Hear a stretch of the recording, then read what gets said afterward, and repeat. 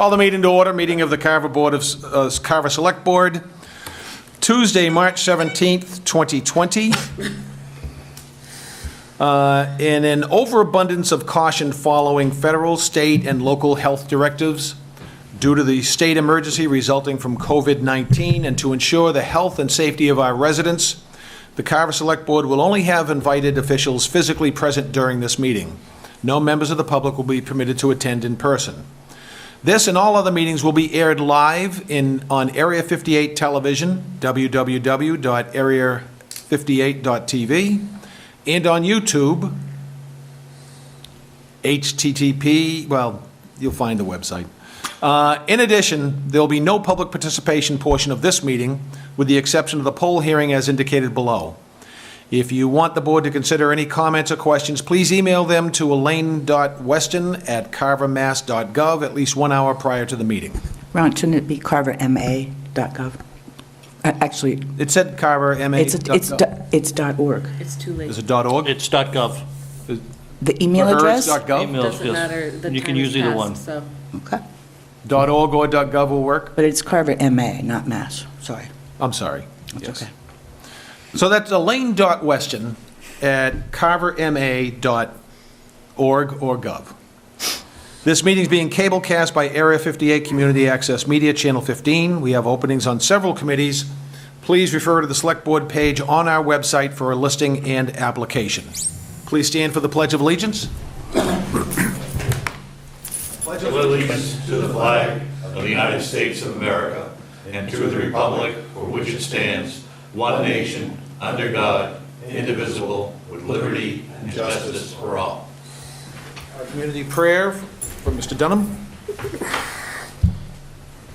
Almighty God, humbly we pray your blessings as we concern our life with the opportunity to serve our community. Enhance us with your spirit of dignity and selflessness. May we become instruments of support and understanding as we seek to bring an environment of trust and purpose among all who provide the many services that make us all we can become. Help us achieve the goals of our commitment in this office that is now our responsibility.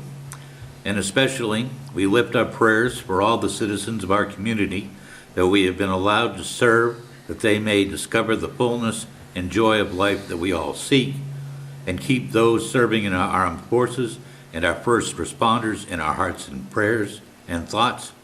And the Lord, also watch out for our country as we fight through this current pandemic sweeping not only our country but the world.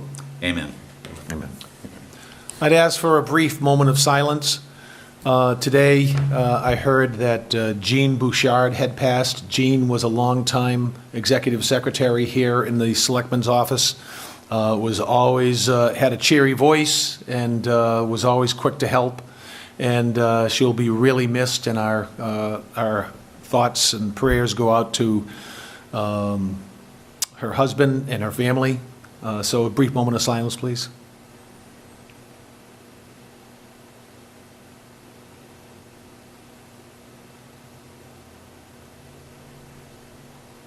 Thank you.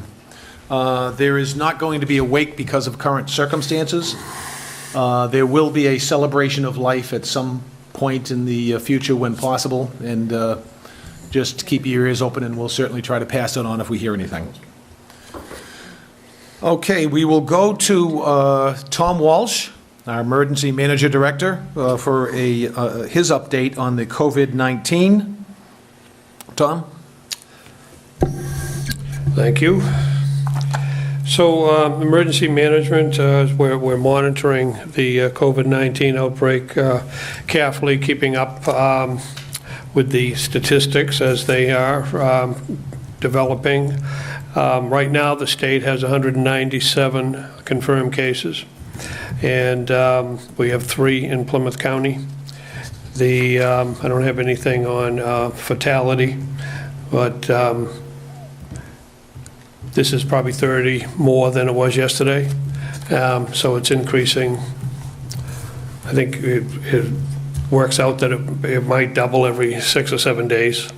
at this rate. So that's definitely viewed as being indicative of a community spread, which is what we had hoped wouldn't happen. And so you know as much as I do about most of the steps that have been taken by the governor as far as the closing of businesses and schools, and also the precautions that they're recommending, chief of which is hand washing and social distancing and limiting crowds of any kind. The state had done a declaration of emergency, the governor had. I asked the chairman to sign a declaration of emergency yesterday, which he did. That's a local declaration of emergency. Not entirely clear to me, because one of the things with the declaration of emergency is that we don't have to worry about bid laws and 30B requirements should we need supplies or have a need. And I wasn't really sure whether or not a governor's declaration really got us that type of coverage, whereas a local definitely does, because it says so right in it. So we took that step yesterday. This week, we've dealt with several issues. One was, in working with the town administrator, dealing with a workman's comp questions as far as, while we have workman's comp, let's say, for our EMTs and firefighters and our paramedics, all of which, again, working here part-time or on a per diem basis, what really happens if it's a quarantine? It's not someone that hurt their back, but they've just been in touch with a patient that they've been told they have to be quarantined for 14 days, and what would happen to that person from a financial point of view. And basically, I think we feel with the workman's compensation, with Elaine checked it out, probably covers us pretty good. But, Michael was helpful in basically saying that even if that didn't work out, we would do whatever necessary. It's not going to be a ton of money. You're not going to be quarantining a lot of people. Do whatever necessary to make the people whole, or at least to cover what the workman's comp would have covered. So that was, it was nice to get that taken care of early this week, because it begins to become, people are maybe willing to take, the risk that comes with their job, but when you start worrying about getting quarantined just because, and the reasons you might get quarantined are moving all the time and changing every day. So people wanted to feel, the staff wanted to feel that they could count on the town covering them should that happen, and we were able to accomplish that. The three emergency chiefs met before a meeting the other day. We met for a couple of hours, and we talked about all of the response protocols within each department. And one of the things that, and I know you've heard Craig and myself and Mark Dufilly refer to it before, on how well the three departments work together in this town, police, fire, and EMS. And this is the time when you really, I, as emergency management director, trying to coordinate the response of the community, really appreciate that, because when we work all together and working for just what's best for the community, and not just looking for our, maybe our own departments or whatever, it makes that group a pleasure to work with, and I think that it's one of the reasons why we generally get good results and generally are well prepared in this community. So all of the three departments are updating the protocols, their response protocols for a potential COVID-19 patient. Our police cruisers and ambulances have all been updated with their, with the current isolation gear and personal protective equipment that they're going to need. We've inventoried all of that, and we're in pretty good shape. Can't buy most of it now, but we are in pretty good shape on the N95 mask and the like, better than most towns around us, because of some purchases that were made on bird flu and prior potential emergencies that never really got to this point. And all emergency personnel are receiving copies of the response protocols and making sure they're familiar with them and reviewing where all of the emergency gear is and everything. EMS is working with the hospital to try to acquire information on one patient who is a suspect for possibly a COVID-19 situation. And that working on that patient has raised the issue that the hospital isn't really being as cooperative as we think they should be with giving us the information. And so we're working with the hospital through our medical director. We're also working with the Department of Public Health. I asked Michael to push it up through Mass Municipal Association as well. And through our Southeastern EMS Council, we're going up through the Department of Public Health as well. We also had our lawyers take a look, Michael did, and they agree with us and everyone I know in EMS that there should be no reason why information is not shared with us, because we're part of the treatment with the patient, and the law specifically allows it. But when you call down there, it's we didn't have a good experience this weekend. So hopefully we'll make that better, and I'm sure we will, and we're working on that. I guess that's pretty much it. I would want you to know that I feel that the public safety preparations in Carver and the public safety departments in Carver are as prepared as any departments to handle this. And I think that our people are, well prepared and well ready to handle it. Again, I think the relationship between the three emergency departments pays big dividends in this type of thing, because we are all in this together, and the police and EMS will respond to any patient, and we're trying to take the precautions so that we expose the potential exposure, limited as much as possible. And that's, I think, about it. Any questions from the board? Yeah. Sorry you're not having issues with BI. I didn't say the name of the hospital. Well, Yes, it is BI. needless to say, if anybody has issues with the hospital or whatnot, go to the website. They can give you as much information as possible there.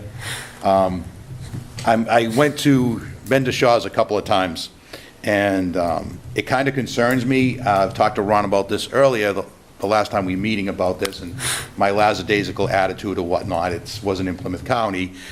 But now that it's in Plymouth County now, I think it behooves us to start to be a little more cautious about how things are done and the information that's given out to people. When I went there today, two people are sitting there talking in the middle of Shaw's. You go in there, get your stuff, and get out. Don't sit there and talk and lollygag. Just get your stuff in. Don't talk to anyone. Just do your business and get out. Going back and forth talking to people, it's not a good thing. It's not good social, but guess what? This is about health. This is about protecting your families, my families, and everyone else's. So the other thing is the mentality that you need to buy everything under the sun.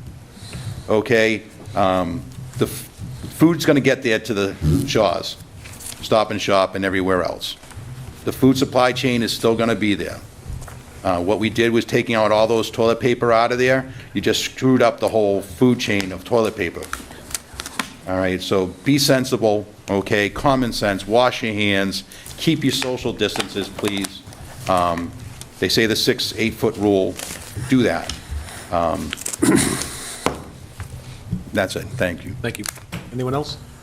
Just a comment. I think that, one thing I've experienced in the last few days, there's a lot of rumors and a lot of misinformation out there, and I think to the best that we're able, we need to be updating the Town of Carver website and the Town of Carver social media page as often as we can, just so people have some place to go where they can get accurate information, current information that they know is appropriate, because there are a lot of rumors out there. And Absolutely. We'll be talking about that later in the meeting. great, thanks. Anyone else? I just wanted to thank you, Tom, for being here. Thank you. And thank all three departments for the great work they do together. Thank you. And she took the words right out of my mouth, but that's okay. I too thank you for coming, but please relay to the other two chiefs how proud we are of our emergency services. We know that you will do everything in your power to keep us safe and keep us on the right track. And again, thank you for being here. Thank you. Just to Bob's point, check with your local supermarkets. I think it's Market Basket has designated 6 in the morning to 7:30 for, specifically Shop. for 60-year-old. Stop and Shop. Stop and Shop, thank you. From 6 in the morning to 7:30, which is earlier than I normally shop, but they are trying to designate certain hours to be safer for seniors. So just so You you're... have to be 60 or older to go in and shop. Yeah, during those hours. And I guess I'll just add my 2 cents. I had the ability to go in order to sign the emergency declaration yesterday to attend one of the emergency meetings, and I could not feel more confident that we are in excellent hands to handle a crisis like this. I think having an emergency management director like Tom, who's been essentially, because of our proximity to Pilgrim all these years, with all the drills he's gone through, with all his dealings with FEMA, with all the emergencies that he's had to handle, I doubt there's a town around us that probably is in as capable of hands as we are, having Tom, and then our fire chief and police chief are tops professionally, and the rest of the staff that was there, their support staff, all the members of the fire department, police department, ambulance department. We are really very fortunate in this town to have this caliber and quality of employee out there, willing to put themselves out there at this time. I mean, these are sort of surreal times that we're living through here. I guess the closest I can remember more recently is immediately after 9/11, with the sense of insecurity and not knowing what was coming next. And this is really just, it's uncharted territory. And I think we're in excellent hands. And again, I would definitely make sure that you check our website, because we will keep that, and social media. That's where you should get your real information from, not word of mouth. So. And Mr. Chairman, also at that meeting was the director and deputy director of the Operation Maintenance Department, which is part of the emergency response Right. team. And as well as we did have the superintendent and the business manager of the school, because everything has been done in conjunction with those parties.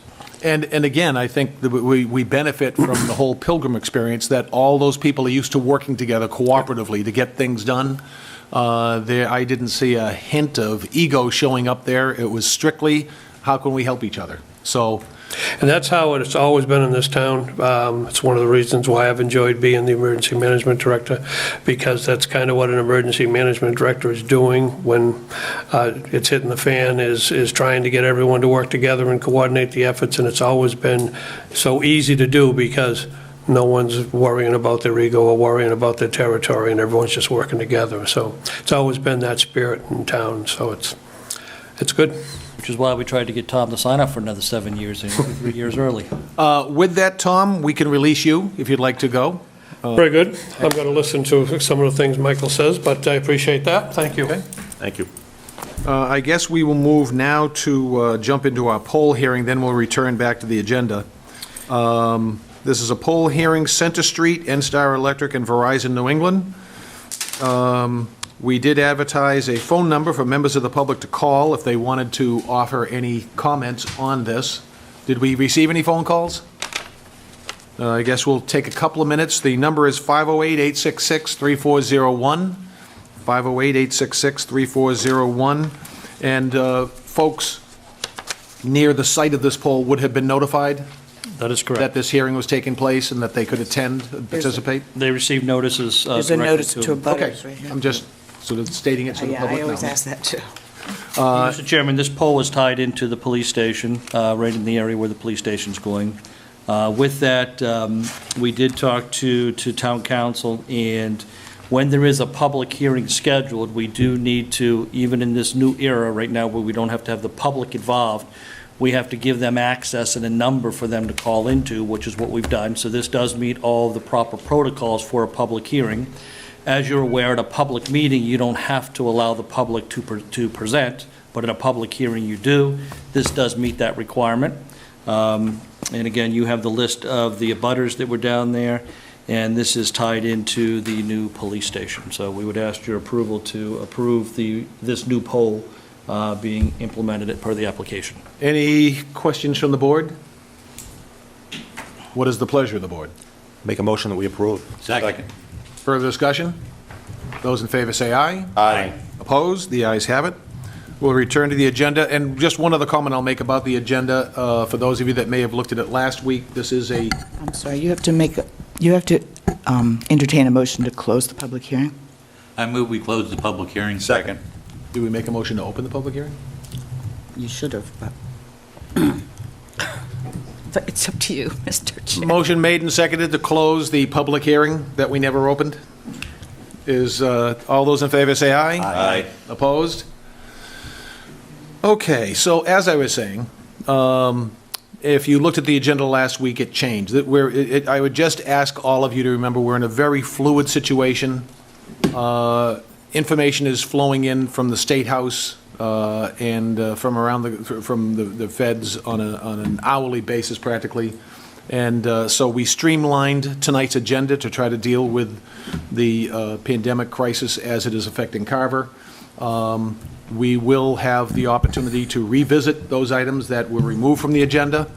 And just one of the topics that you probably have heard is that there is the outside potential of, actually it's probably more likely than not, that town meeting may get moved and/or town elections. So we'll be having some discussions on that. No decisions to that effect will be made this evening. We will, however, set in motion our ability to do so if it becomes necessary at some point, rather than have any unnecessary delays. So with that, I guess, Michael, back to you for the continued COVID-19 update. Sure, and I think just to follow up on your statement you made is this is an ever-evolving process that we have right now. What we knew a week ago is different than what we knew on Sunday, which is different than we knew on Monday, which is going to be different than we're going to know Tuesday. So everything that's going to be discussed tonight was discussed with the Board of Health at 5 o'clock, and they're fully in support of these new directions that we're looking to take with the operations of the town, and felt that we have covered everything to the best of our ability based upon what we know today. So, as a little bit of background and to the public and so forth, on Sunday afternoon, I met with had a phone calls with the chairman and the vice chairman of the Board of Select Board, recognizing that things were changing over the weekends. And I kid you not, I received probably 1,000 emails from all the different town administrators, managers around the state. Everybody was doing something different. No one had any clear direction. We did not have any clear direction for local government from state or feds. At that time, though, it was to maintain assembly less than 25 people. It was 250, then it went down to 25.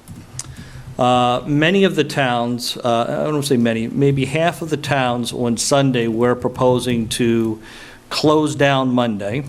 Another half of them, and I may be off on the percentages, were planning to come to work on Monday to figure out what to do, but were planning to close down on Tuesday for sure. And again, given the evolution of this, what we decided to do was to close down Town Hall on Monday and Tuesday to give our staff and our experts the ability to properly prepare and, at the same point, disseminate the information that I'm going to talk about tonight to the public to provide full transparency of what we're doing and why we're doing it. With that, we established 2 meetings that were being set up. One on Monday, as Tom mentioned, that was done late afternoon so we could get all the daily reports in that had to deal with the 3 chiefs, the O&M department, the schools. We had finance there, and we had our IT expert there as well. And had a very good, productive meeting at that point. That night, then we did receive word from the president that the number had reduced from 25 people down to 10 was the recommendation. On Tuesday, we had set up a meeting, so that was our public safety meetings to deal with that. On Tuesday, we had the department heads come in as it related to operations in the town, administration, finance in the town. What's it take to run the town? So today's meeting included the Director of Planning Development, COA Library Director, Finance Director, Treasurer Collector. Elaine was at both meetings both days. It also included Kevin was at both meetings both days. And so was Dave Siegentoff and John Woods were both meetings both days. And again, so we had new information from the previous day. It was addressed that our O&M department had gone through and sterilized all of the buildings, but they are concerned about being able to replenish supplies. And so that was a concern. They have some for the foreseeable future. We just didn't know how quickly we were going to go through that. And you know, as in talking to council, I've been talking to Greg Corbo for the last 3 days on different steps and processes that are here, and this agenda and a lot of the write-up you have in here was reviewed by council just to make sure we're covering all our bases, because the rules are changing as to how we operate. So with that, you know, we are in a crisis mode from the standpoint of having an emergency declaration, both local, federal, and state, all three. And with that, we're kind of in a triage component right now, as we're triaging our priorities as to what's the most important thing to do for the town. And at the top of that list is obviously making sure that all of our employees and the public are as safe as we can make them. After you get past the employee component and the public at large, you know, then we're focused on public safety. Right now, because of these emergency declarations, our primary focus is public safety. In this town, we have wonderful departments, but they're small. And in those departments, if 2 or 3 or 4 people end up getting quarantined or unable to come to work, it significantly impacts their ability to deliver the services that are needed. So that's why, and they all have mutual aid agreements and so forth, but, you know, at some point we have to make sure we're covered for the town. So that becomes really our priority, is to make sure that they're taken care of appropriately. And with that, with the O&M department, you know, it was decided to keep the focus on keeping everything clean and sterilized in our public safety facilities, because we need to keep them moving in and out. And the public does have the ability to go to both dispatch centers. We're not letting anybody in the building beyond the dispatch centers, but they're designed for that. And then so after making sure we address all the public safety issues, is we have to have the ability of paying payroll, making sure we have the ability of doing our accounts receivable and payable for buying supplies.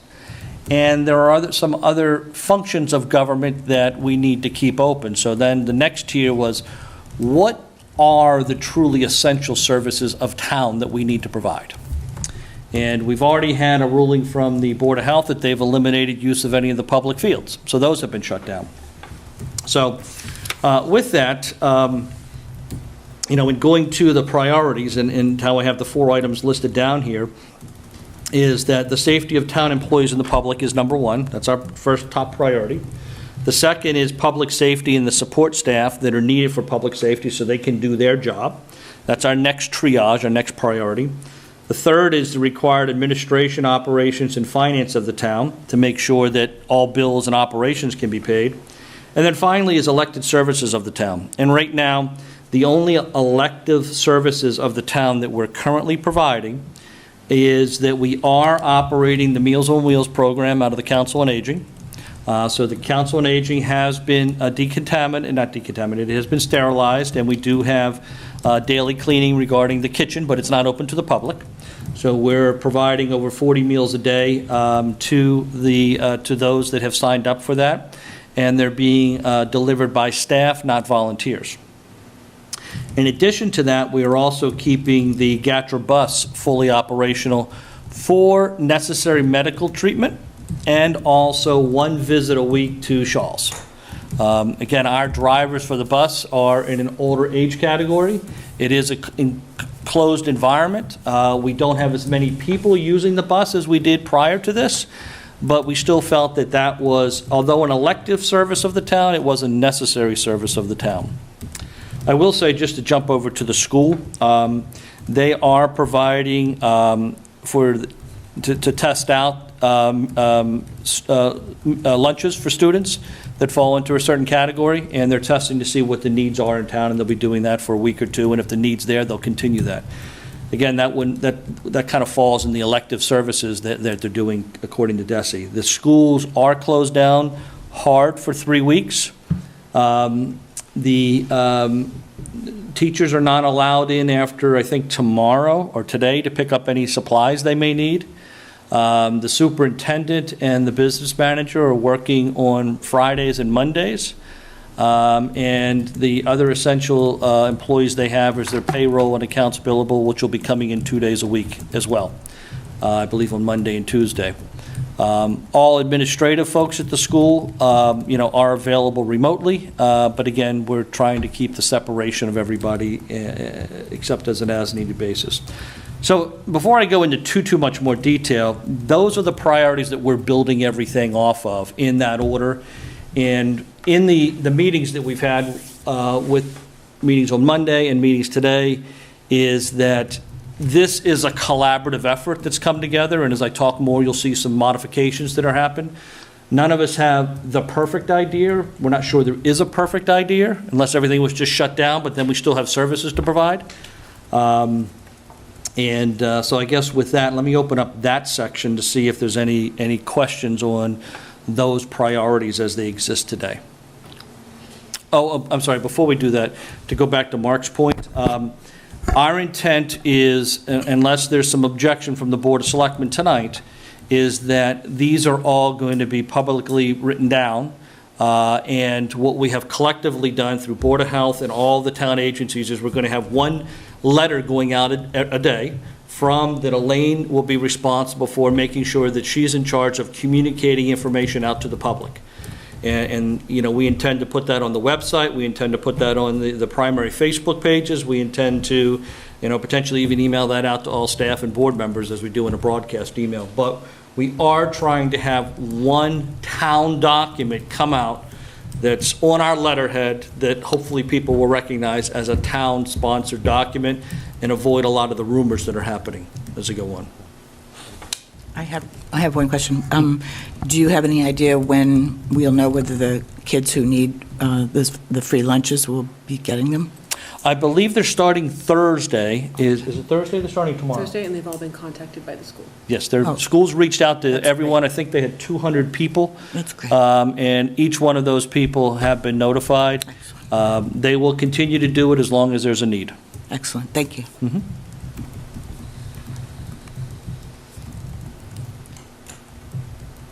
Any questions on the priorities and what's been done? Does anybody have any concerns with how we've laid this out? Because again, our goal is that after this meeting, if everyone's in concurrence, this is what we're going to push out for information. Yeah. The only thing I would say is I think your idea for having an update every day on social media and the web page is a really good idea, because there's so many rumors out there and so much misinformation that people need a place they can go to get accurate information that they can rely on. So. I think it needs to be clear it's coming from the town. That's right. That it's, as opposed to someone jumping in and suggesting that, they're representing us. Yep. And, we would encourage, just like your social media policy, is that you push that information out and you ask everybody to look at what the town's doing and try to help dispel some of the rumors, because we're hearing all of them. And none of them are productive. All right, moving on to staffing plan for... You have a question, Bob? No, go ahead. Continue on. You sure? No, go. Okay.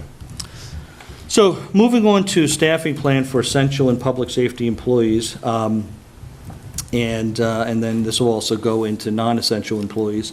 As Tom had laid out, our three chiefs and our O&M department all have their protocol that they're doing, and they all have the appropriate protective gear as to what they're doing. And they are generally operating business as usual with all the safety precautions that are tied in there. There may be some items that I will not go into a public session because they relate to inner workings of how these public safety departments work. So there may be some modifications they're doing behind the scenes, but right now they're fully staffed, they have adequate supplies to do everything they're going to do, and at this foreseeable future, right now, as of today, or this morning, we see no issues with them continuing that process. So no changes there at all, and again, I'm just here, as Tom was, just to reassure the public that our public safety, departments are fully functional at this point. We have no issues today. Moving on from there is that with our staffing plan for non-essential employees, is that, here's where, and not only is public safety doing this, and as we're spread around here, everybody 6 feet away, is that, and the chairs have all been removed, and when we had a group meeting in here, we had like 4 chairs spread out, so everybody was separated, is that we still have activities that we have to do in the town. And, as I mentioned, payroll, and AP, and permitting, inspections. The town clerk was involved in our meeting today. I have spoken with her for the last 2 days to make sure that we're covering everything that she needs to have covered, and she's been very supportive and helpful. That what we're looking to do is, we have obviously many employees that are concerned about this issue. And we're also trying to establish things so we're not creating an environment where we're going to bring too many people into the building to potentially force or exacerbate some of the issues that are going on. So our plan right now is to kind of do some modification to the staffing levels of the town on an in-building activity. We're going to be encouraging remote work where possible. We're going to be encouraging people to take work home and do what they can from home. But having said that, we still have a town to run. And right now, we're going to be looking at primarily having staff in town hall and the library on Monday and Tuesday. And then each department is going to modify its work schedule a little bit as to how they're going to address Wednesday, Thursday, and Friday. The expectation is people are still going to be available to work. It's just where are they going to be working from? And how is the workload focused on those essential duties? With that, we're also looking to eliminate all public access to public buildings for the foreseeable future until this emergency declarations are released. And this gets back into what I mentioned about O&M with sanitary supplies and keeping the buildings clean, is that we're not in a position, do we have enough supplies and staff to sterilize the building if we have random people from the public walking into the building, using different bathrooms, walking through hallways, touching everything. We don't have the ability to do that for an extended period of time. In addition, that also puts all the staff in potential harm's way based upon the guidance that we're getting. And again, we're all going based upon the guidance. The guidance is the 6-foot rule. So Elaine, Dave, and others are working on a access plan where our town employees will use the back door of the building. And on Tuesdays, and this keeps us, again, we're trying to publicize this information. It may not be the perfect plan, but we're going to test it out, is on Tuesday from 8 a.m. to 7 p.m., so that gives us a morning, afternoon, and an evening, is that the building is going to be accessible by the public, but only to the foyer. Is that we're going to have 1 or 2 staff people in the little rotunda down there being able to address people's concerns when they come into town hall one-on-one. Really what we want people to do is to use the internet, use the web, to pay their bills, to file birth or death certificates, and or any type of planning or permitting or whatever it may be. We really want them to go digital and use those facilities. But where they can't, we are opening up this opportunity where somebody come in, ask a question, we will bring down the right staff person to address this concern with them, hand them a document, take the document back, get them to sign a document, whatever it may be. But again, we're trying to balance this new world we're in right now for the next X number of weeks or months as to what is safe for the employees versus what's safe for the public while still trying to provide a public service. Tomorrow, we are having all staff come in, so, for Monday and Tuesday, we had the chiefs or the department heads come in, and then tomorrow, we're having all the rest of the staff come in so we can work through some of these details.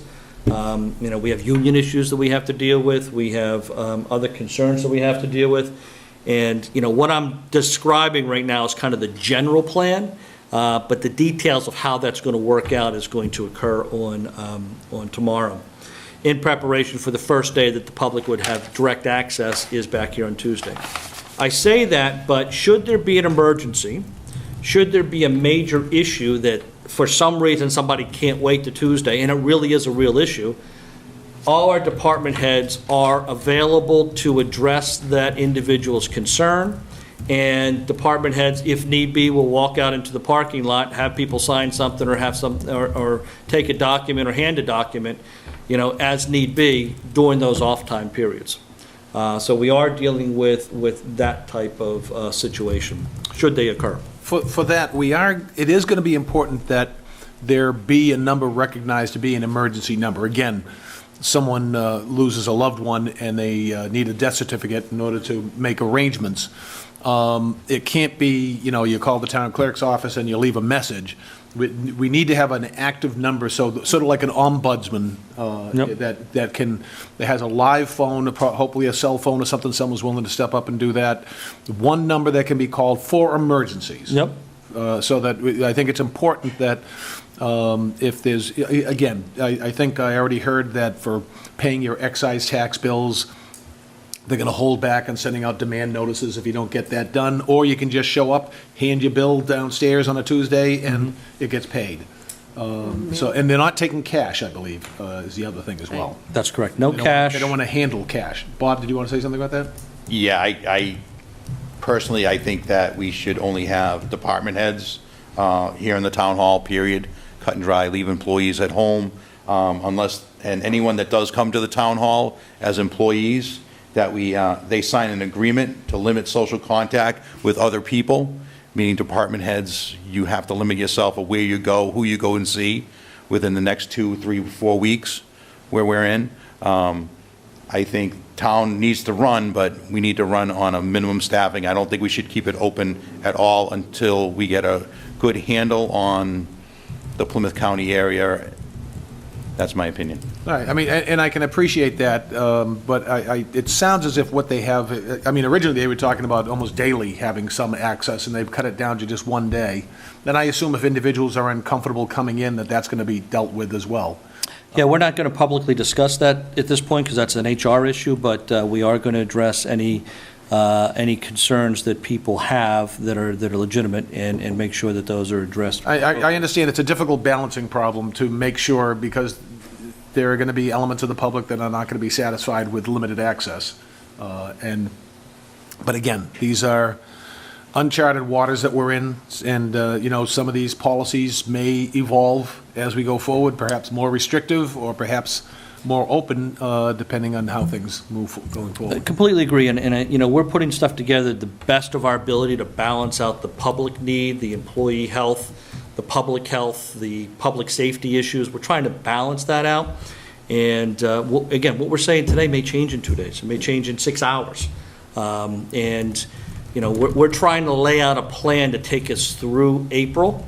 Hopefully it doesn't go that long, but we're planning that out. And Bob, to your point, we did have that discussion with department heads, and the department heads felt in many different areas that in order to process all of our bills, payroll, et cetera, that we did need to have support staff there for part of the week. And that's why we're trying to limit it so that it's 2 days a week that we're asking people to come into town to work in town hall, and the other 3 days to do stuff remotely. But not everything can be done remotely. Our finance system, beyond the treasurer, collector, and the finance director, don't really have external access to it. And so these are the challenges that we have to do to try to balance that. Could it change in a few days, or a few weeks? Yes, it can.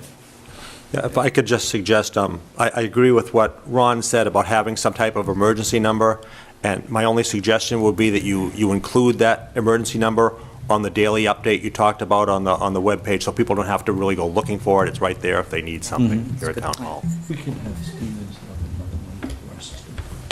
And Elaine, will that be your cell phone? It might be the Board of Health. We'll see. We'll figure that out.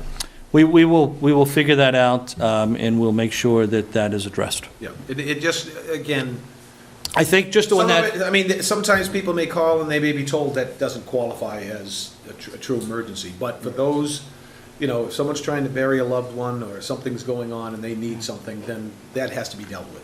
yeah, I think what we should be able to do is to set up a call-in number that'll automatically be it'll go into a recording, but that'll be pushed to, you know, we'll take turns into what department heads are going to oversee that, so that there's always someone that receives that information. Now, again, if it's somebody, I lost my dog and I don't know what to do about it, well, you know, that's not an emergency here, because everything we're doing is in the public safety's interest. So, you know, for my book's late, what do I do? You know, they may not get a return phone call because they should be able to read that someplace else. So we will triage, just like everything else, what these calls are, but we'll make something available for that, in addition to emails. Let's see. Mr. Chairman, Yes. could you check with town council? Can we get dispensation for the strict time requirements on record requests, especially if it's a lengthy one? Because that does place a big burden on the staff, and if we're going to be running with skeleton staff, you know, there's maybe some that we just can't get within X number of days. So is there any leeway there, or do we have to drop everything else, which is important to the whole town, you know, running the town, just to meet the requirements of that request? Elaine and I did have that conversation with town council. Town council's aware of that.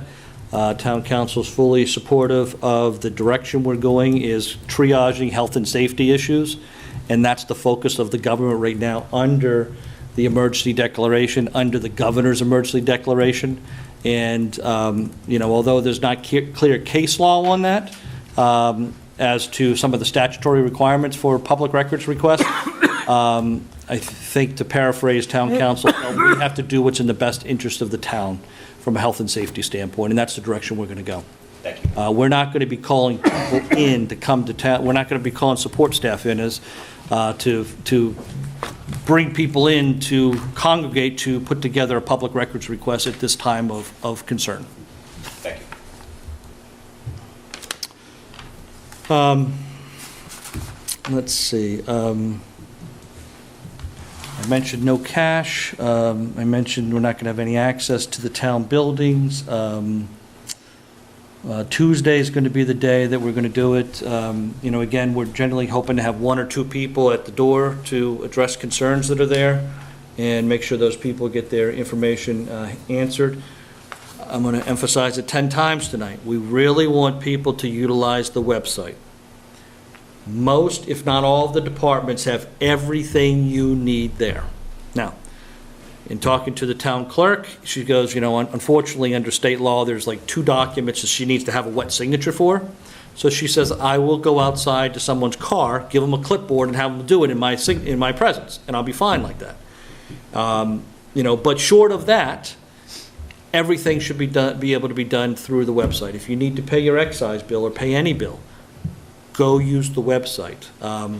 We made a decision at the department heads today, is that, you know, for right now, again, prioritizing everything, we're not going to sell dump stickers until this is resolved. I mean, as Bob knows, if you drive to Rochester right now, they don't check anyway. So, you know, we're not going to put people right there. So anyway, so those are some of the things that we're doing. Again, tomorrow we'll have a little bit more clarity when we get all staffing departments involved in the detailed discussion. There are some laws and state regulations that have been adjusted on a temporary basis. The governor has passed several things. There are several items that are in the pipeline right now. One is that, and I'll get into this a little bit later, but for town meeting, you know, they're now potentially allowing town meeting to occur after June 30th, when towns are required to have their budget done by June 30th. Obviously, you can't have a town meeting if you can only have 10 people there or 25 people there. They're allowing for some specialized deficit spending. They're allowing for the Board of Selectmen to, potentially tap into free cash if there's a money shortage prior to town meeting. There's a bunch of things that are in the works to keep the function of government going. And again, I think the administration is trying to be as proactive as they can, but every community is different. And because every community is different, it's more challenging for them to make a blanket statements on some of the items. I will speak to town meeting and to elections briefly, is that town meeting is actually relatively easy for the Board of Selectmen to change, because our bylaws require that, although you need to have the monetary articles done 30 days ahead of time, and you guys have already done that, is that you do need to have the warrant published 7 days before town meeting. Now, again, we're not anticipating having town meeting's not scheduled to April 17th, but it is... 14th. I'm sorry, April 14th. It is very likely that this whole issue is going to extend beyond that, and that you will most likely have to extend that. I think that that's kind of a fait accompli, but that's not a final decision that you need to make today. I'll talk about the language in the articles below a little bit later. In addition to that, again, one of the regulations that needs to be changed is that our bylaw states specifically, and again, in talking to the town clerk, is that our town elections occur after town meeting on the 4th Saturday of April. Well, on the 25th of April, we may still be in this. And with that, you need at least 21 days prior to that to give everyone proper notice, and then I think 10 days before that for people to register to vote. So that one is going to require the governor to change something, or us to file on his own, or for us to file what's called a governor's bill to have him change it specifically for Carver. And I think they're trying to avoid having 100 bills like that. One of the towns actually went and got a court order to allow that to occur, but now the courts are closed down. So we're not sure if we can get a court order anymore. And I don't think anyone wants to delay this, but we're preparing here for potentially a long-term siege, and we just got to figure out what the right things are for that. So that one would require some additional process. But I think that's the only one that right now is creating a bottleneck for activities that I and the rest of our staff see from our ability to do our town functions. And again, I have been in touch with the town clerk on that item as well, and also the town moderator. He was going to come to the meeting tonight, and we talked and felt that there was no need for him to come here tonight, because we're not going to finalize the warrant tonight. We took it off the agenda in anticipation of things moving forward.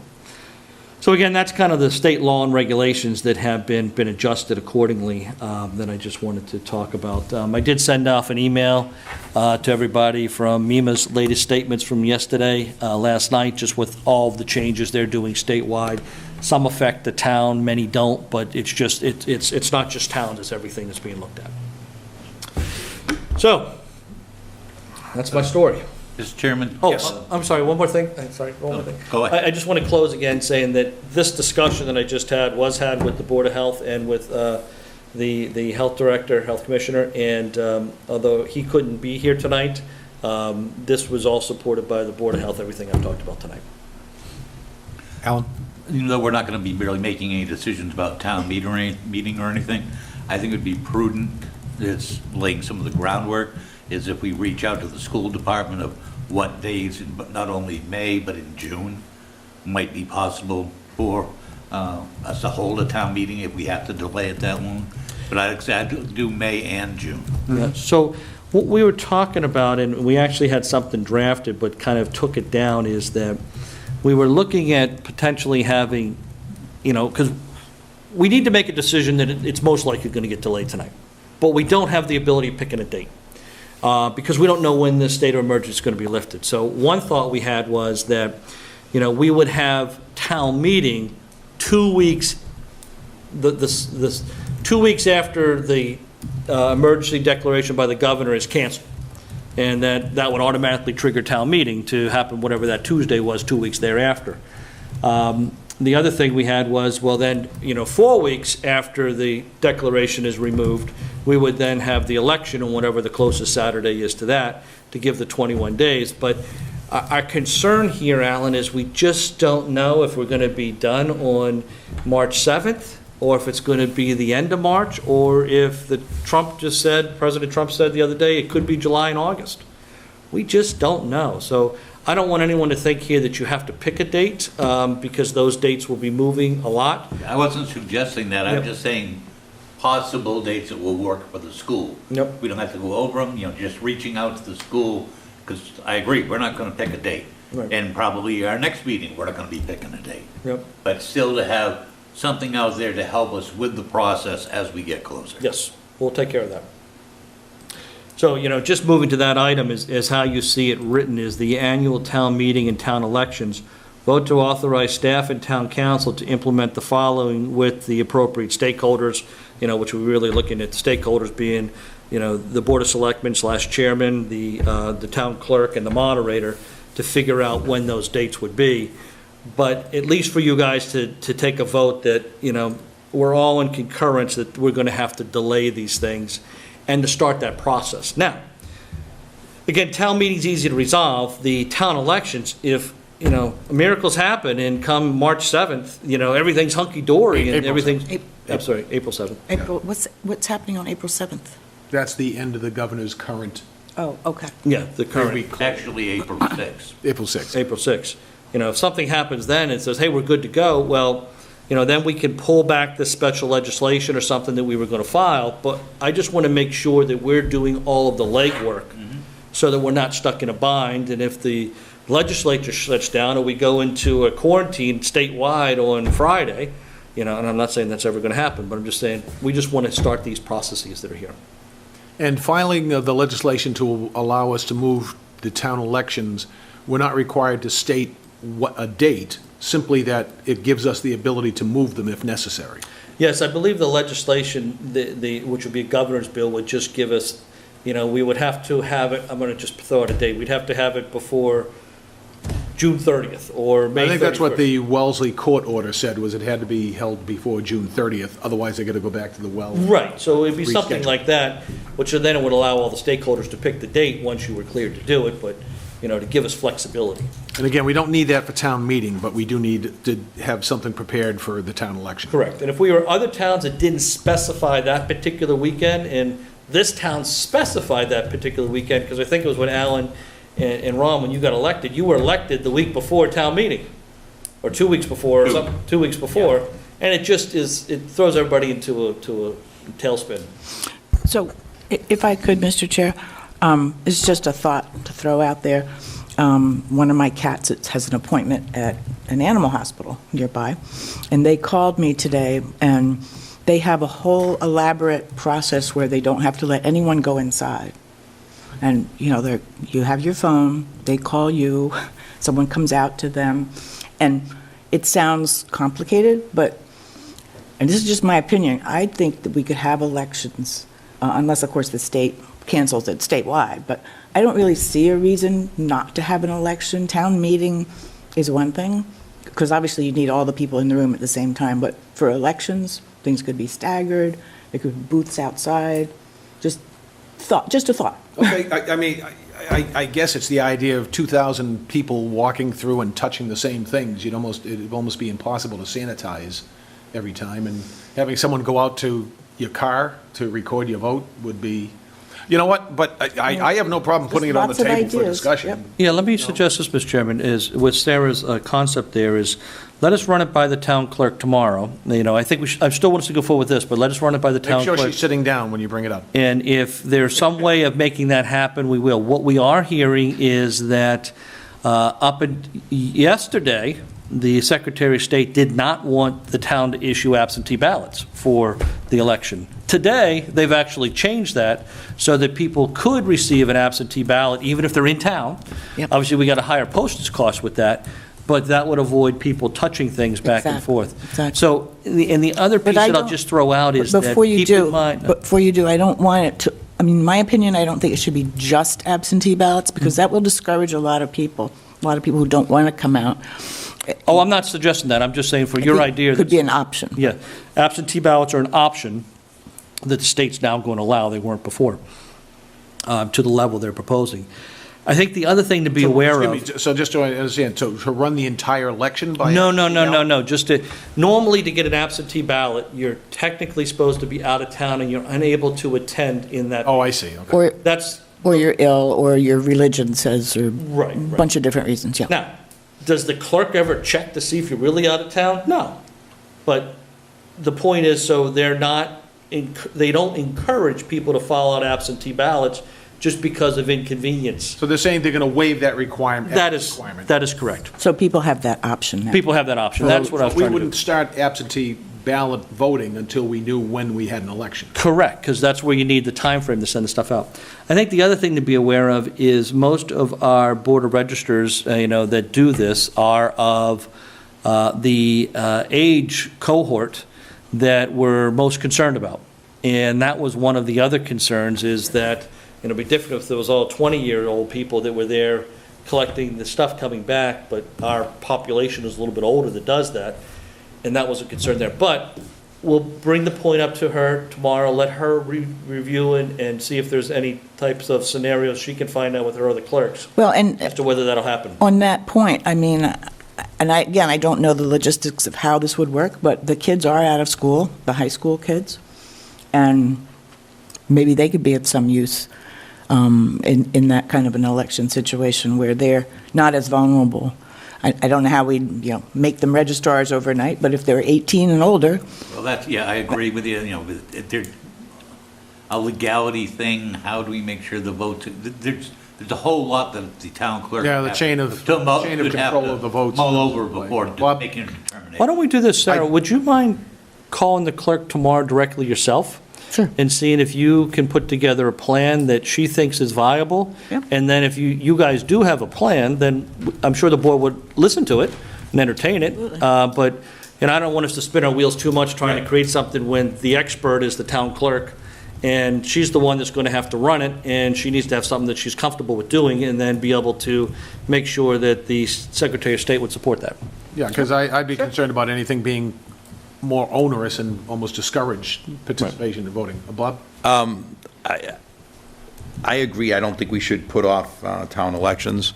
I think even the possibility of having a drive-through election where people will drive through, stop at the first station, all right, this is your information here, this is your name, great, go through the process, here's your ballot, go down, park, and drop it in when you leave. I think that the ballot machines appear to be high enough, or maybe to build a platform for them that people that drive in can actually put them in there. That way we're not transferring pens or whatnot, and therefore you can turn around, bring your own pen, check it all off, here you go, you're on your way, and You have inclement weather. well, the ballot. Couple of machines tents. would be right inside the foyer. I mean, couple of tents. Not if you're in your car. or in tents, and that's, Tents, That's Tents. exactly If what- you have wind and rain, tents aren't gonna make a difference. So you Yeah, I'm just saying, Right. it's, in theory, it sounds good, but I agree with the town administrator. Have Sarah run this all through with the town clerk, because I don't know how much is even legal to do it this way through the Well, state. The state may not even allow it. And that's a question, but I mean, my thought would be, I know the animal hospital set up tents, but my thought would be, if it were inclement weather, these booths would be in the foyer.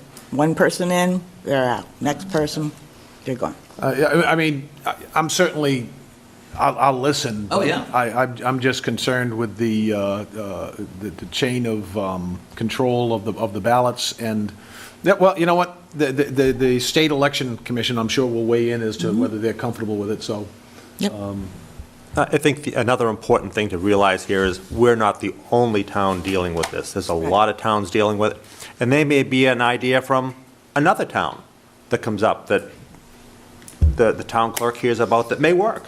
We don't know, so I'm sure there's going to be a lot of different concepts coming forward that perhaps I mean, may as work with of Carver. right now, the town election is going to be April 25th, so that we will be determining over the next several weeks whether that's going to remain the viable date for the election.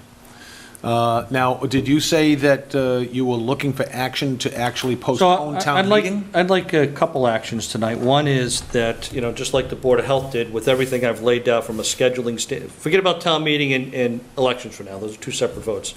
Everything that was under the 705 piece that Tom talked about, and how we're going to be running the town as of today for the next couple weeks, just want to make sure we got the board support for that, because that's what we're looking to do, that's what staff's come up with. Again, that could change, as Bob mentioned before, that something may happen, but we need to start somewhere, and we just want to make sure we're all in agreement how we're going to do it. Mr. Chairman, I move that the Select Board fully supports the plans that have been laid out by EMS and the EMS Director and Town Administrator for going forward for at least the near term. Is there a second? Second. Further discussion? I disagree. I don't think we should open up our town hall to residents at all. Doing the business of the town, to keep the town running, I think that's fine. I also feel that we should have all the employees have an agreement signed that they will not socialize with other people during this time, to keep them healthy and let them understand what social distances are, and to notify the town if they are sick or whatnot, so that they can stay away. But right now, I don't think we should open up town hall at all.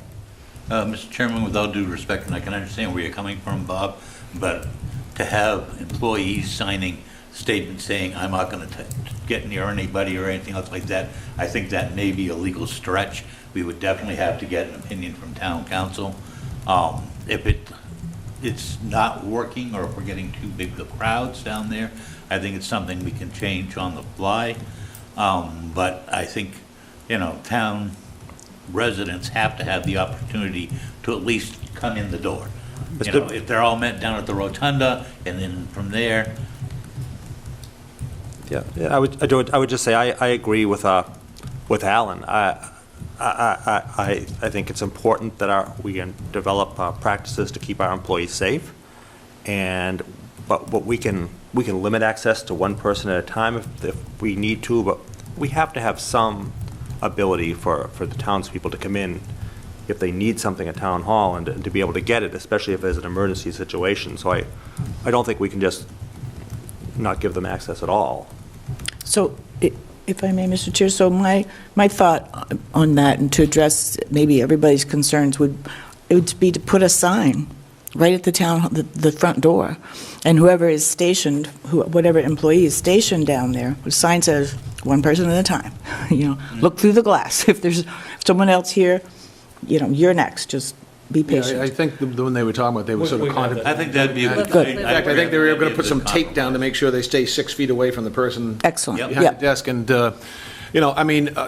Bob, I think as Michael indicated, we may have to move to the model that you suggested, but at this point, I would defer to our emergency management team, that if they feel comfortable with this outline at this time, I would be supportive of it, but with the understanding it's fluid. And this could be scrapped in 3 days, depending on what comes down the pipe next. Any further discussion? But I have to agree with Sarah. I like that idea of one person in, one person out. As do I. And, if somebody has to, people have to wait in their cars Yeah. for a little bit extra time, I'm sorry, take a number and. We need everyone to cooperate at a time Yep. like this. In fact, you could actually, I don't know where to get them myself, but you could have one of those deli machine things hooked up in the Well, foyer. I'm sure we could find one somewhere. Oh, That's a good point. Take a ticket, yeah. I'll take a number, yeah. Serving number, yeah. And again, that's why we need a few days to write this all down and make sure there's proper signage is down there. But Sarah, that's what Elaine's working on, is there's only one person at a time, and you wait your turn. Excellent, I thank don't know you. if this is, I don't know if this is one of the ones I wiped down. I don't think it's. That's actually a good idea. I mean, one of the ideas could be, instead of having people come in, to call a number, and like when you do a grocery pickup, what is the make and color of your car? And then we go out, what do you need, bring it in and service them that way. That's a great possibility. Okay, and have them served by the time that they called in, so. They'd be in the parking lot, but yeah.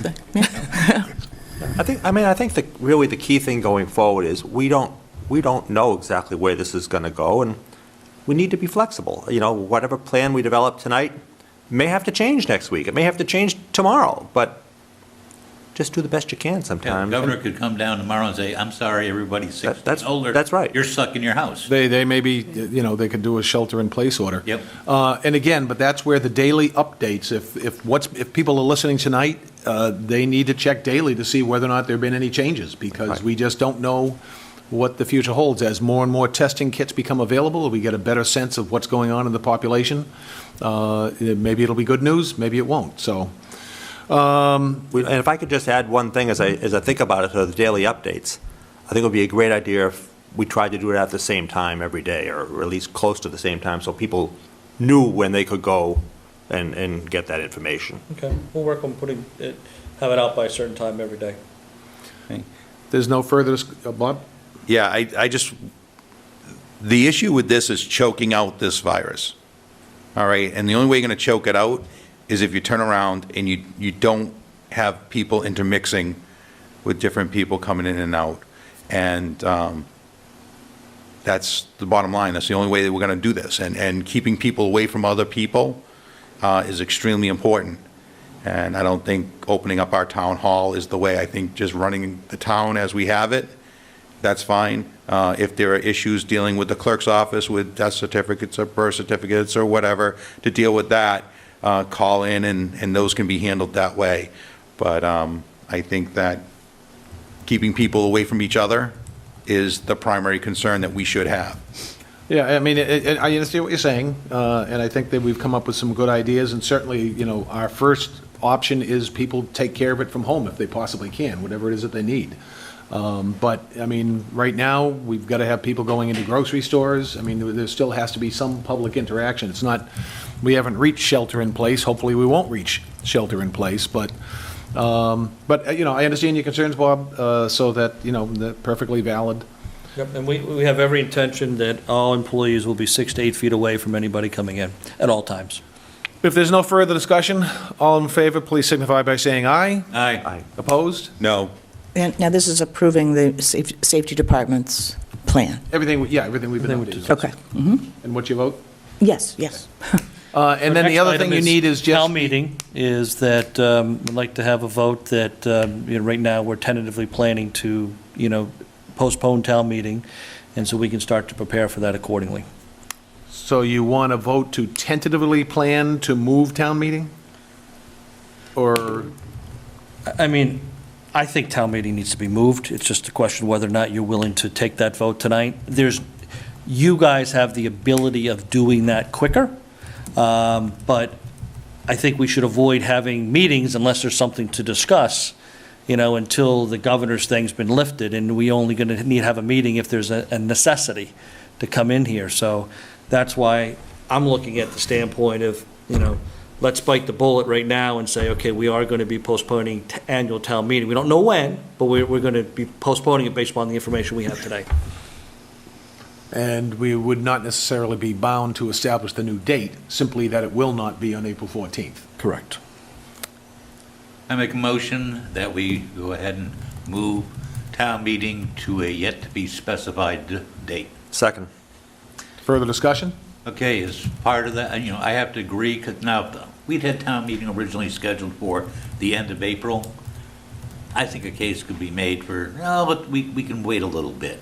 But where it's the 17th, that's only a week after. 14th. Or 14th, that's barely a week after the governor's thing ends. And I think we're all in pretty much agreement that there's a high probability that's going to get extended. And so I just think it's more prudent to do it, get it out of the way now. We're not setting a date.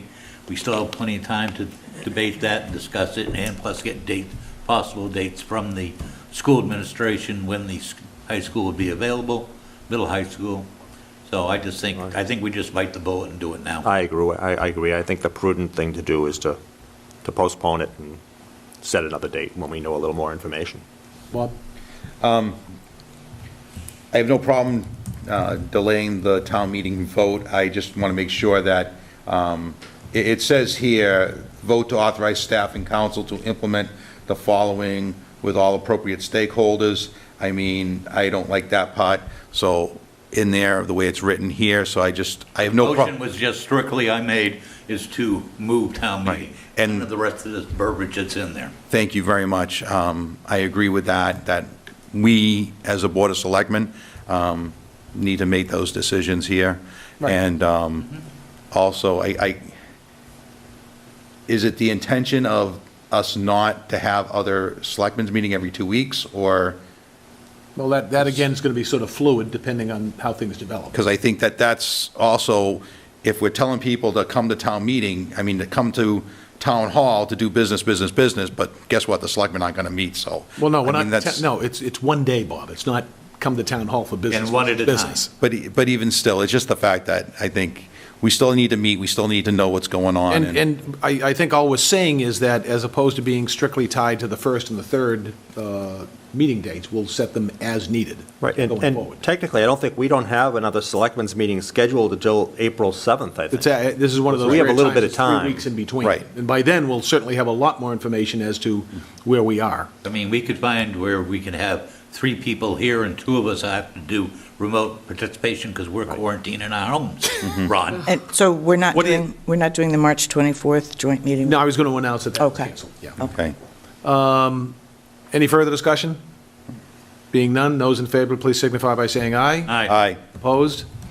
And were you looking for a motion to authorize council to prepare? Yeah, let me suggest this, just to balance the concerns out, is that your motion would be to authorize town council to get the appropriate legal status to allow for the Board of Selectmen to change the elections If necessary. if The date of the necessary. election. So in other words, you still keep it there, and we can still follow legislation, but if you have to change it from the 25th, that we're starting that process now, because right now that is requiring a governor's bill to do it or to go to court to do it.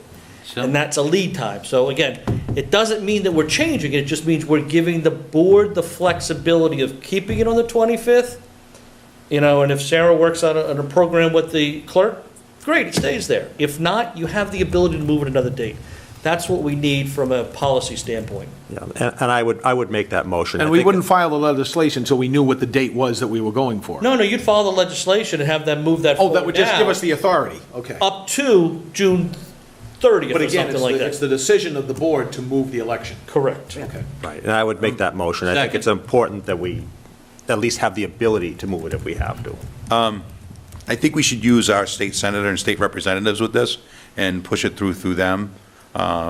Have them lobby on behalf. Have them lobby on the behalf of the town, not only our town, but probably other towns too, the Good State point. House, to go forward with that. Use our elected officials to the So best of our Bob, that would be ability. if we were doing a home rule petition. You don't have the authority to do a home rule petition, because that would go through the state reps and the state senators. This is the Board of Selectmen requesting the governor to file a governor's bill. What you have to be aware too, at the state legislature right now, they're also limiting their access for public debate and how things would happen. So this, what we're told by council, is the only way to get it through the state But that legislature. doesn't. right now. But it doesn't mean we can't talk to our Contacting the governor. state senator. Bob said to file it through them. You want their Well- support, not to file it through. There's a distinction, I'm just drawing that out. Okay, well, we could call them on the phone. Call them, absolutely. I think we should have a letter sent out to all of them saying that this is a concern not only for our town, it's going to be for other towns. Something needs to be done, because if the governor's getting it from different points of view, then more than apt, it's going to happen, so. Yeah, if you can pigeonhole the governor for a couple minutes. All right, so, yeah, I mean, certainly, there's no reason we can't send a letter out to Right, both for of our support. representatives and ask them to work this on our behalf. And I think quite a few municipalities have got to be reaching out to the Yeah, governor I about don't- this, so. you know- This may get resolved in the next couple days, but The governor. right now, it's Come not. out and just give us the authority. Right, right. Correct. But- Mr. Chairman, point Do you- of order, Yes. safety aspect. Elaine, could you move that microphone over so he's not playing with the cord and having it just fly off the table? Oh, I'll move my Thank foot you. back. So do we need a motion on that to send out a letter? I think we had a motion in a second already, didn't we? Or no? Well, just for to have town council. Town council look at it. Just prepare it, right. Yeah, do you want to have amended? Yeah, I'll amend it to include that we ask our state senator and state representative to send a letter on our behalf. Okay. Yes, please. Second. Any further discussion? Being none, those in favor signify by saying aye. Aye. Those opposed? The ayes have it. I have a couple of other questions. Michael, can you just review what buildings are currently closed and for how long they're anticipated to be closed? Every public building is closed in the town of Carver for public access. Until April 7th? Until the governor's executive emergency declaration is So lifted. the COA, the library is closed until April 7th? Correct. Schools are I'm closed glad you until brought up the April 7th? library. No, now the schools is closed officially until the Those are 3 weeks, that's 3 weeks. So again, we don't know how long the governor's thing is going to last. That's why it's just for the extent of the governor. The school was told 3 weeks. That may get extended. We'll have to wait and see that. But right now, there's no public access to any buildings. The only exception is that the police dispatch, has to be open 24/7 as an emergency area. But you can't get into the building from They are there. limiting the public access to the dispatch area. Oh, they are? Okay, good. All What right. about for the fire station, too? Fire Shouldn't the station. fire dispatch area be open to the public if they need it? But if somebody wants to come in and get a burning permit? We'll find out and put that in the update. Okay, we'll put that in the Thank update. The library is also not going to be open to the public, but just like town hall's going to provide a service, the library is going to allow people to request books to be taken out. They will package those books in a bag, and on Tuesday, same day we're doing anything, so we're kind of focused, Tuesday's the day. If people want to do a drive-by, they'll be sitting on a cart out of the back of the library for people to pick up their bag with their name on it with the books they reserved. So I failed to mention that, but that's one of the things the library's doing. But again, public access to any interior space of any public buildings is not open right now. And I'm assuming that is going to be on the library's website? It'll be on the library's website, it'll be in our notice that'll be there. The library already has all of the electronic books and everything you can download, and that's still fully active. So just so people know too, that at the library's website, there's a little, where you click contact us, you can send them an email and say, I'd like the following books. So that's a great thing. Now, again, it's only going to be the inventory that's within the library, not of the whole district, because we're not shipping books from town to town anymore. It's just what's ever in that building, which they can determine from the card catalog. And due dates will Question, be does the released. lot... Oh, due dates, I'm sorry, Alan. Well, I was just going to ask Sarah, do we know, does the town library have its inventory online so people can browse to see what books the library has? I don't know that. But I believe what it does. Off the library network that they're on, when they look at books, they can determine what books are in their local jurisdiction, But can the what's public within see? the region. Yes, I think so. Yes. Okay. I would think they do, but I also know that, say if you have a favorite author and you've already read 10 of their books and you're looking for the 11th one and you don't know which titles you've read, you use the number on your library card plus the last 7 digits of your phone number on the computer, and that will tell you what books you've read, which is a help for people who read a lot of books. And I think actually, given the library chain that we're in, if our library doesn't have a book, there's an interlibrary loaning where the book can come from another town. Except for this time period now. Except for right I now. don't think they should. Delivering right books. You don't think we're doing that anymore? No, we stopped delivery from Well, library to But library. it's a great time to discover for now. audiobooks and ebooks that are available through Hoopla on the library I website. think, Ron, you and I are going to have a lot more time after the 25th. You know what, I disagree with this, of opening the library up or handing out books or anything.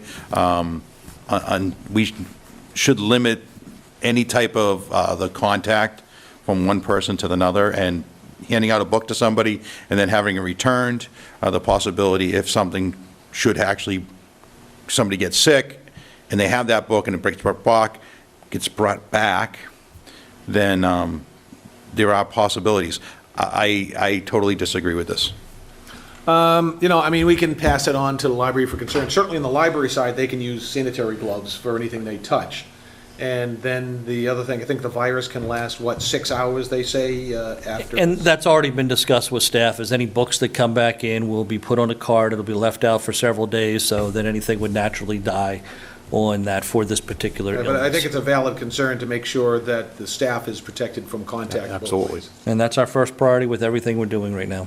And then the school lunches again, for those, for the kids that that have been identified that rely on the school lunches, starting this Thursday. Is it 11:30 to 12:30, I believe is the yeah. timing, Yep, available at the high school? correct. Will And they I just know- go to the back? 11:30 to 2:30. 11:30 to 2:30? I think it's 12:30, Yeah. 11:30 to 12:30. Did you say 2:30? Well, that'll be in the update coming out. It'll be the update. Yeah. Yes. But also what door they need to go to have it handed to them? I imagine they'll- they'll the doors in the cafeteria. Yeah, I'm sure they've given notice where that is. We just don't Okay. know. But that should be in our update also. Okay. And the only thing, other thing I'll mention is that when I was in signing the emergency declaration yesterday, I did advise the chiefs and the folks that are intimately involved with this on a daily basis that they've got the complete support of the board. And if a situation arises where they have to make a call on the fly, that the board is in complete support, that they need to do what they need to do to support the public and not to hesitate pending board approval to do something. I don't know what it might be, but the last thing I want is for them to hesitate doing what they need to do to protect the public out of any concern about, waiting for protocols. Right. Absolutely. It's good. Okay, this will be relatively quick update on the interim TA search. It's sort of, in the big scheme of things, it doesn't seem to have the gravitas, I should say, that you would normally think of, but I would just advise that my intention is to get a notice out to the rest of the board over the next couple of days to try to identify a date when we can get together and discuss what we want to take for the next steps. I can announce that we did receive 3 applications by the deadline.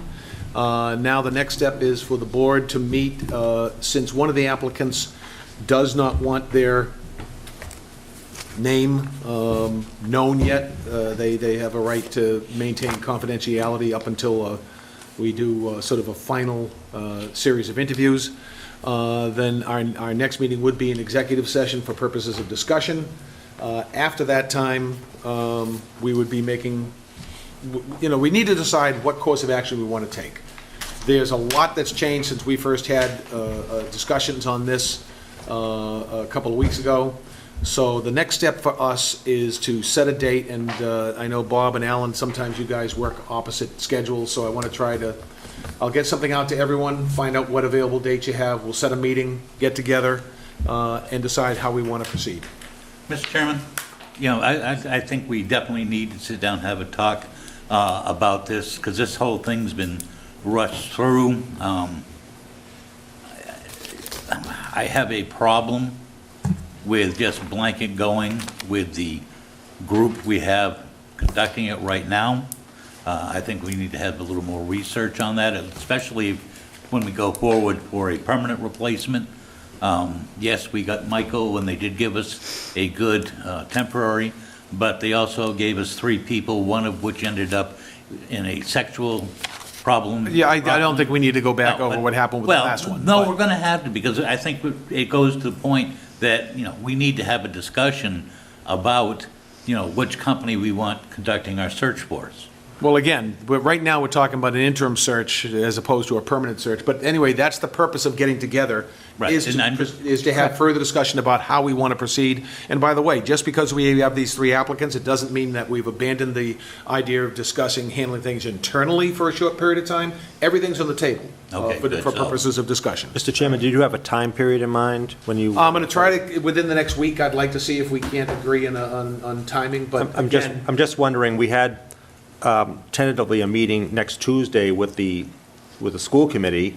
I'm wondering if the rest of the board had that on their schedule, if that might not work out to schedule this. Actually, you Mr. said you Chair- reserved Mr. that already, Chairman, Bob? I know you have a tough time with nights. Bob, do you have a problem with night student? Starting next Monday for the The next nights? 2 weeks, I'm working the afternoon, evening, so I'll be available on the mornings. Well, then Bob, So, that works for Bob. It works for me, except I'm on call right now, so I mean, depending on whatever happens at my job, Okay. I may get called in, so. All right, well, let me get an email out to all of you, get the responses, I'll give us a couple of options.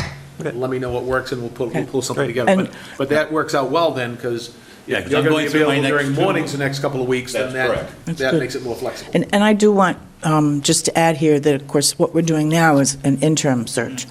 And we do have 3 applicants. And, if we were to look at them and say, well, we don't like any of them or whatever, then we might want to consider another. But bear in mind that the Collins Center is free for this particular search. For the permanent, it's not. But also, if we use the Collins Center for the permanent, we don't have to go out to bid because they're a public entity. But again, we can decide that when we get It's just together. information, I want you Well, to... I And realize that. I again, appreciate that. we can consider internal options as well. So, and of course, what's throwing this all off is, timing. When we were talking 2 weeks ago, we hadn't even contemplated the idea that town meeting and/or town elections could possibly be in play. So that this has sort of happened upon us very quickly.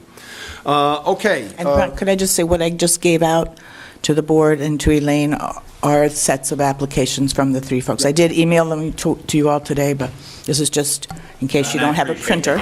Yep, and by the way, I'd like to appreciate Sarah while I was down in Florida. By the way, thank God I came back last week. I'd probably be stuck down there Yeah.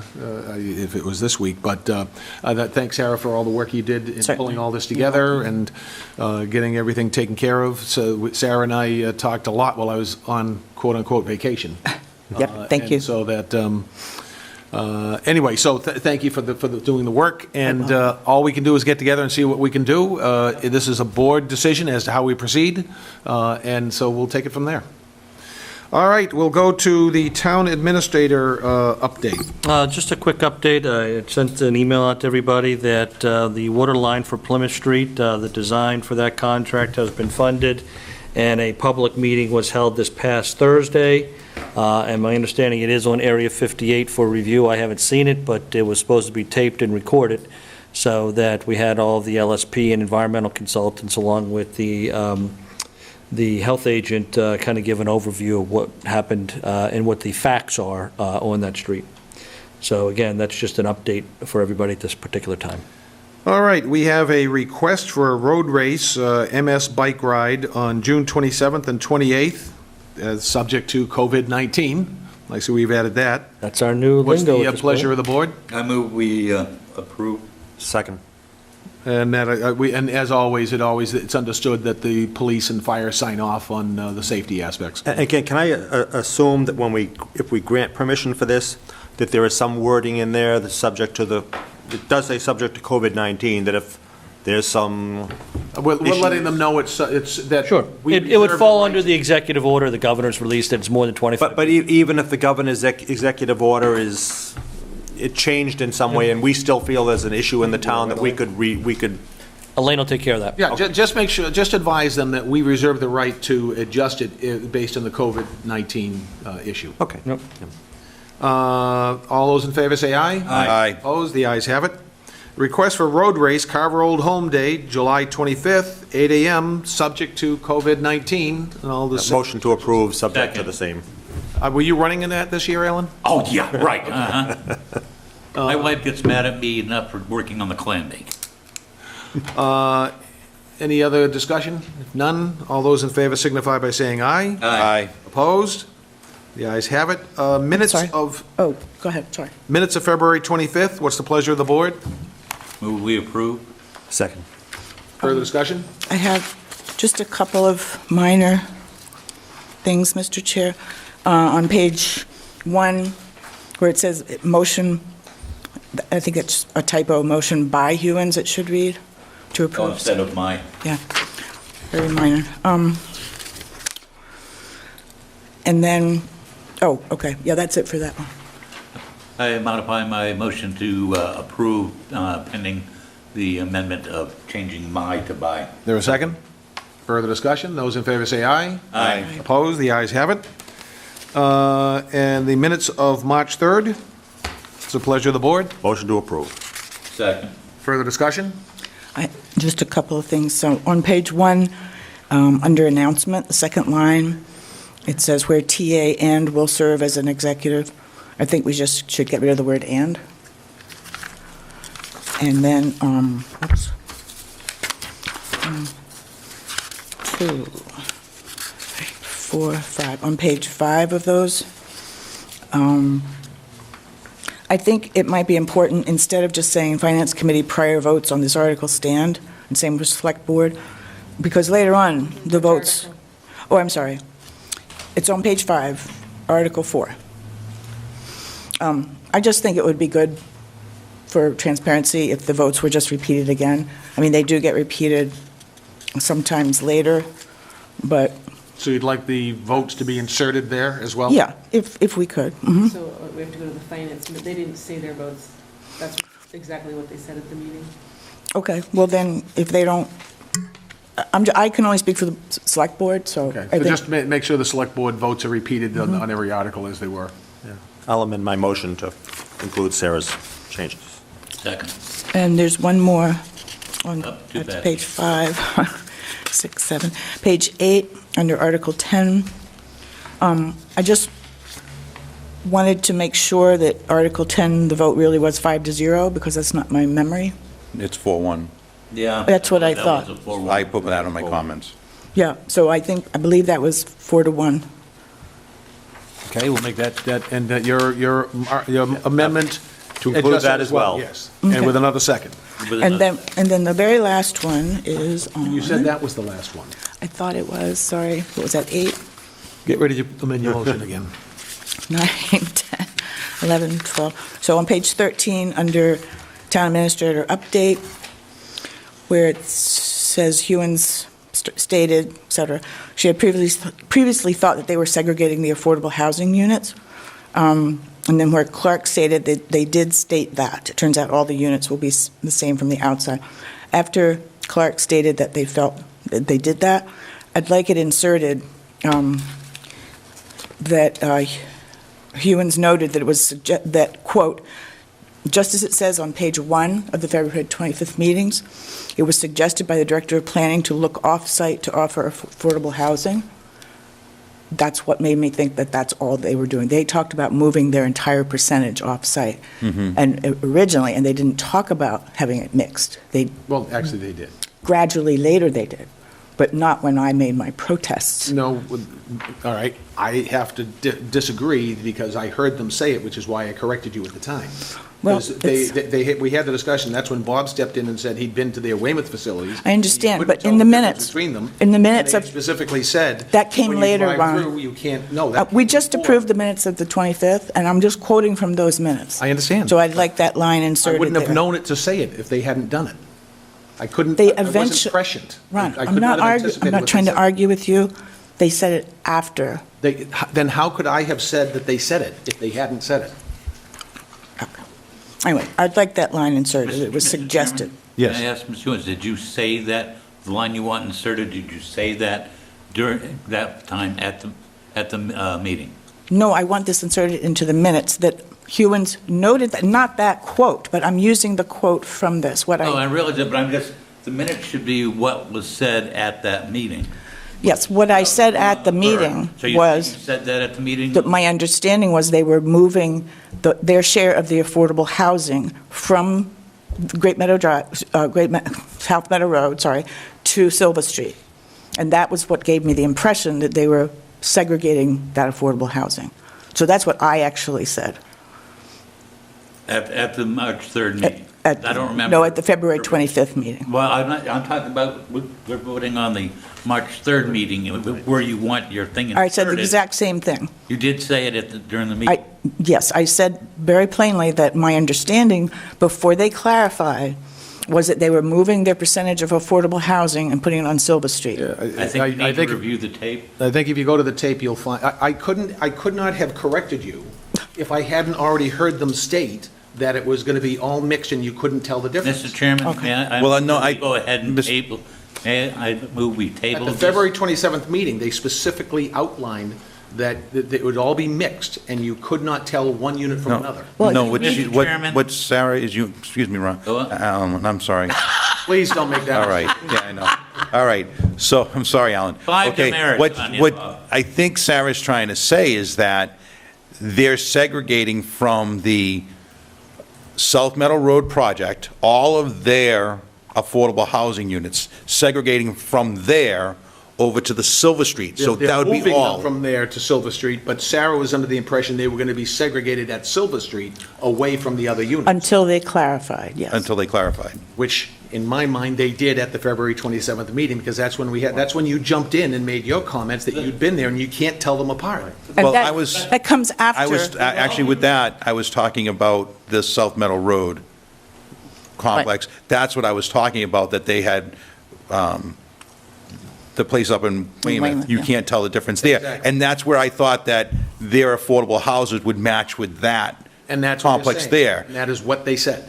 Right, but then now they want to go and move it over to Silver Street, their affordable housing, so they won't be No, having. they made it any- clear that they Chairman, wanted point of order. They We're wanted really the opic. TDR to take the units from South Meadow Road over to Silver Street, but there they would all be mixed, and you could not tell. That was one after, from another. That was that's, Sarah's after, right, that Mark. was after. I know, I'm right. I could You not need have to look corrected at her the if it was meeting. after. Mr. It is Chairman. impossible for it to have Mr. happened. Chairman, I No, know it's this not. is an engaging conversation, but again, that's not pertaining, in order to pass the minutes of March 3rd, you got to have what was said at the meeting. If it wasn't said at the meeting on March 3rd, then it doesn't go in the minutes. So I move that we table March 3rd until a review of the tape. I second that. And then the very last change. Wait, you said that was the I last know, I change. just saw this, I'm Well, if we're sorry. tabled it, then you can bring it back again. Yeah, it doesn't have to go. Well, why don't we, Or just Okay. write to Elaine. Yes, why don't you, well, why don't I just say it, it's real quick. So on the last page where it says Belvin requested amendments to the CMW and to the CMW RRDD and add letter to be attached to the minutes. I think it should say add letter from the TA. Is that Right. the letter you're talking about? Yeah. That's it, I promise. You sure? Yep. All right, so motion to table those minutes? second. I doubt we'll ever return to them. Further discussion? May not be our Those in problem, favor say aye. Aye. Those opposed, the ayes have it. Mr. Chairman, I have an emergency notice here that the state has established a 24/7 hotline to answer any questions regarding COVID-19. And if anyone dials 211, again, 211, you will have access to where they have at least, it looks like 20 staff members answering I calls. assume that has to be by a cell phone? No, it can be No. by landline. Really? By a landphone as well? Your landline. They've had this in effect for about 4 days. Several days, yeah. Okay. Yeah, 211. 211 for, to ask questions specifically related to the COVID-19. That is correct. That's where all questions should be gone to, unless you're going to your physician. All right, as noted previously, the meeting of January 24th, the joint meeting with the school committee, has been canceled. Our next scheduled meeting is April 7th. It looks as if town meeting on April 14th is not going to happen. We will keep you updated as much as we can as to if it is moved, when it is moved to. Mr. Chair, real quick, and you brought this up, Mark, that we might possibly be able to meet on the 24th to discuss these applications we've gotten, because If Well, you but it's stick moving to to that daytime time, now. I won't be Yeah. over. daytime, because that initial discussion does have to be an executive session, Yes. because one applicant doesn't want his or her name out there. Right. Okay. So that, again, I think we have a list of dates here, but you have to just recognize it's fluid, and we will meet as necessary. It may be more often, it may be less often, depending on what transpires. All right, community announcements, starting with Mr. Belbin. Yay.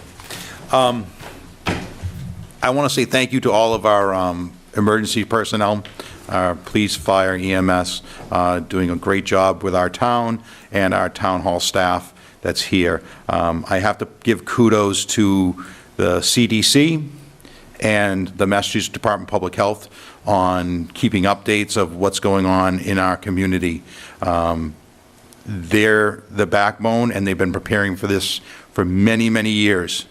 And I want to make sure that people understand that we're willing to help out as much as we can to get through all this, but please be safe, all right? That's all I can say, is be safe, stay your distance from other people. We need to choke this out, and the only way to do that is to stay away from each other. Thank you. Sarah? Thank you. I want to echo Bob's thanks to all of our excellent departments here that are on call just all the time. Thank you for the work you do. I also want to point out that Shane Gives Thanks, which is our local food pantry, has a really long list of foods and other things that they need down there. They are still open, and I think the best way to find out what their hours are and what they need is to go on their Facebook site It may be on their website, I don't know, but I know it's on the Facebook site. And so far, they're open. They really need donations. And They may have to take action similar to like at the vet in terms of bringing Yeah. food out to you or whatever. They may. But right now, at least what's visible when you go in to deliver, I mean, they're wearing gloves. There were, I believe there were less than 5 people there, so it's all good, looked good. So, and we appreciate what they're doing, And again, they need donations. very much so. Mr. Dunham? Again, echo everybody else's comments. Thanks and deep gratitude to all our emergency services.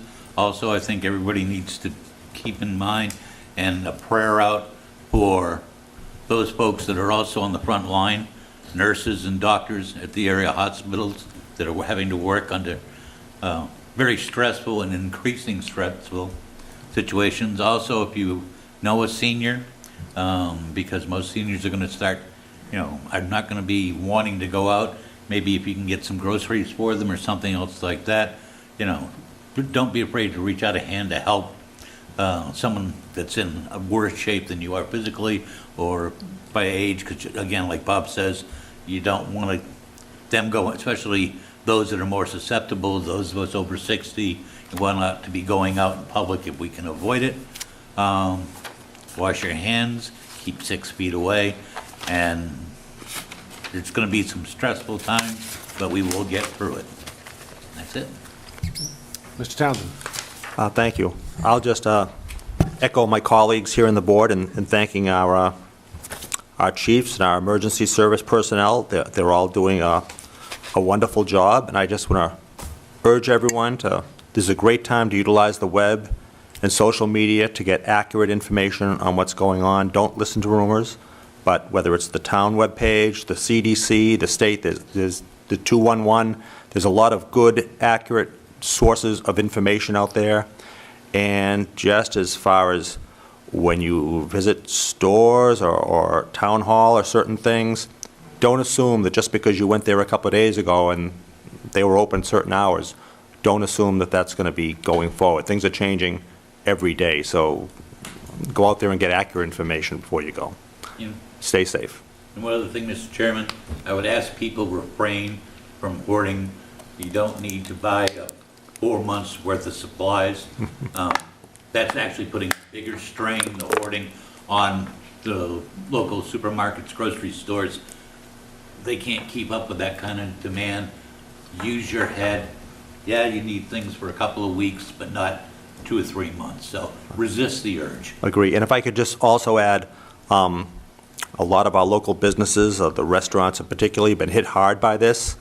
And even though the restaurants aren't open, most of them, I think almost all of them, are doing takeout. And this would be a great time to support those establishments where you can. So Yeah, I was going to mention that you should try to use takeout as much as, your budget can handle it, because these restaurants are going to be suffering. They're small businesses, and they rely on their customers, so that to the extent that your budget can handle doing takeout perhaps more often than you normally would, please give that consideration for our establishments in town.